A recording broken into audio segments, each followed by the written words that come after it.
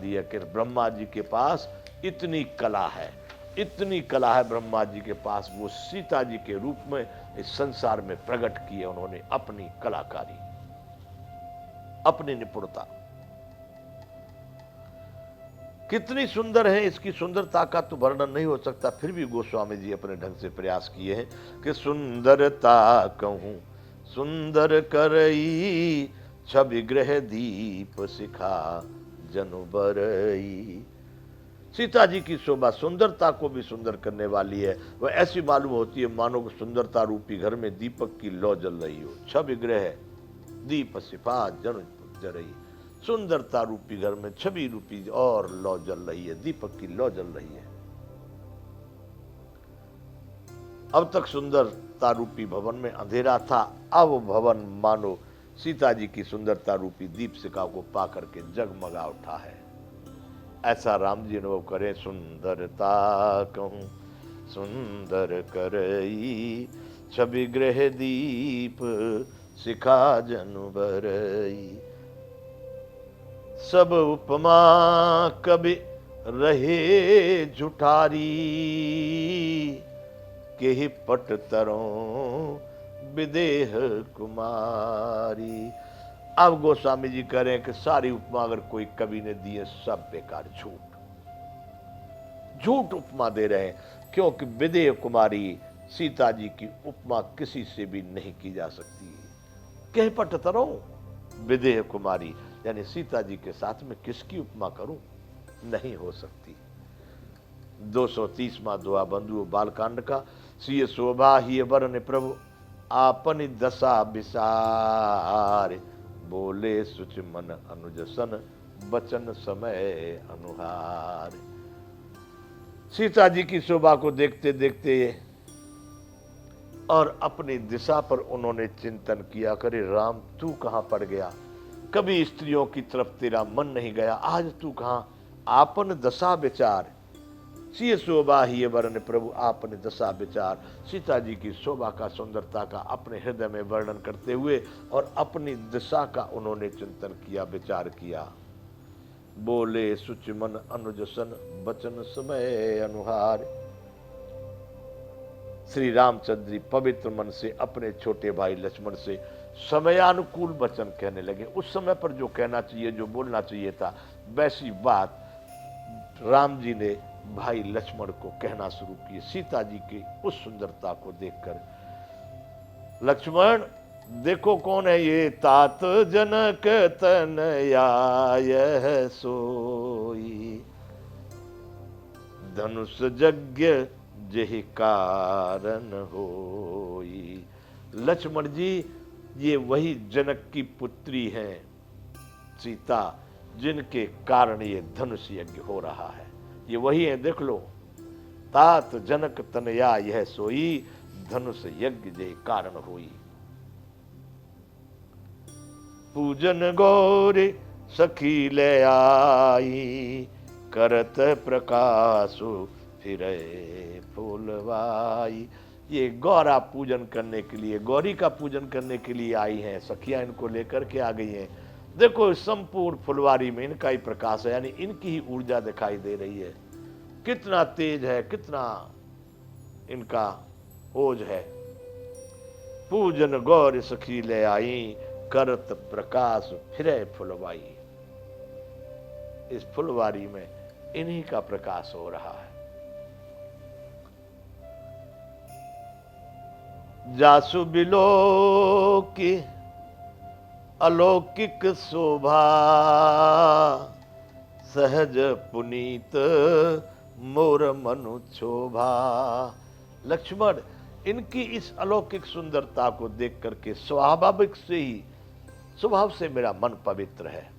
कभी मेरा मन किसी भी प्रकार के अनुचित रास्ते का अनुसरण नहीं करता, लेकिन आज पहली बार इनकी उस अलौकिक शोभा को देख करके मेरे स्वाभाविक पवित्र मन में भी कुछ क्षोभ हो रहा है, क्षुब्ध हो रहा है। मेरा मन इनको देख करके आकर्षित हो रहा है।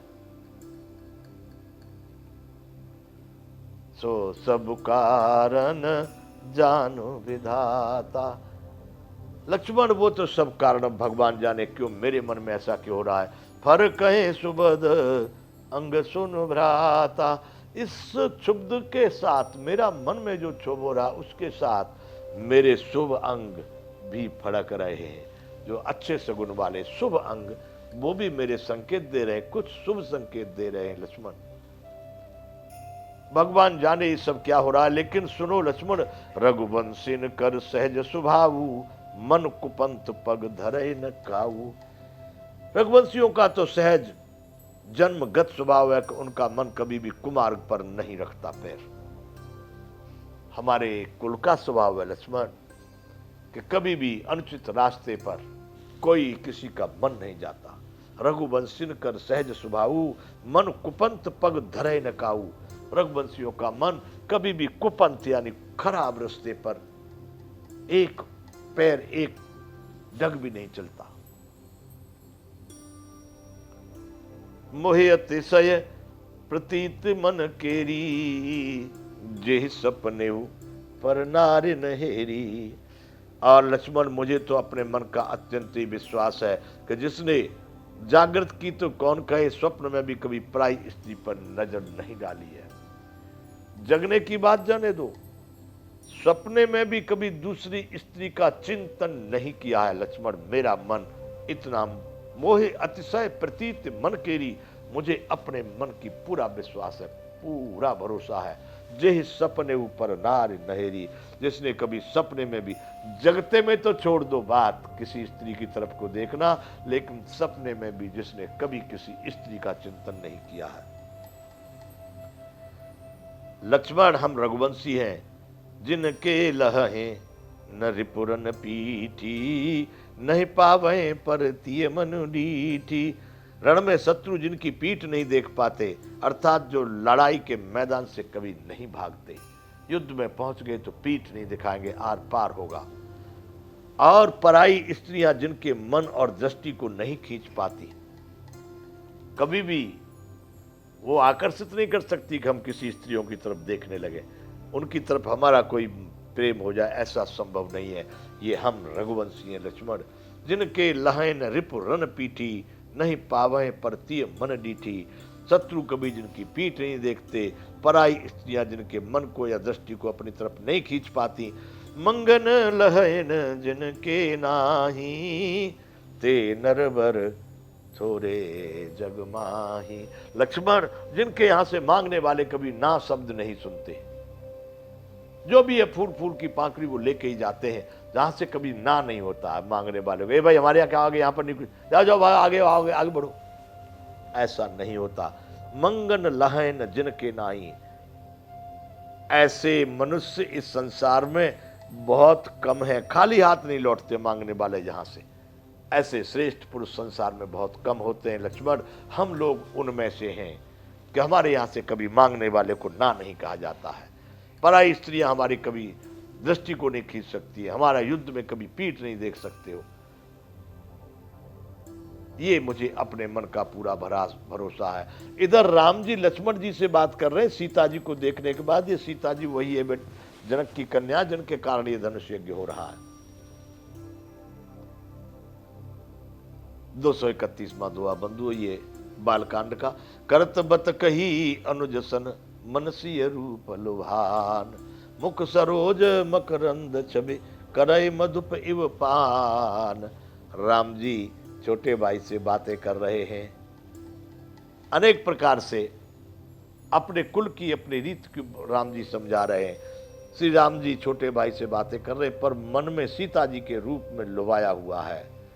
मुख रूपी कमल की छवि रूप मकरंद रस को भौरे की तरह पी रहे हैं। उनके नेत्र भौरे की तरह, मुख सरोज मकरंद छवि करय मधुप इव पान। मन भौरे की तरह से उनके मुख रूपी कमल के छवि रूपी मकरंद रस को भौरे की तरह से पी रहा है। राम जी का मन लुभाया हुआ है सीता जी के रूप को देख करके। यद्यपि रघुवंशियों का कोई अनुचित कार्य नहीं होता, परंतु आज सीता जी को देख करके पहली बार राम जी मोहित हो गए हैं और सीता जी की प्रशंसा कर रहे हैं। लक्ष्मण जी से तात जनक तनया यह सोई। लक्ष्मण, ये वही जनक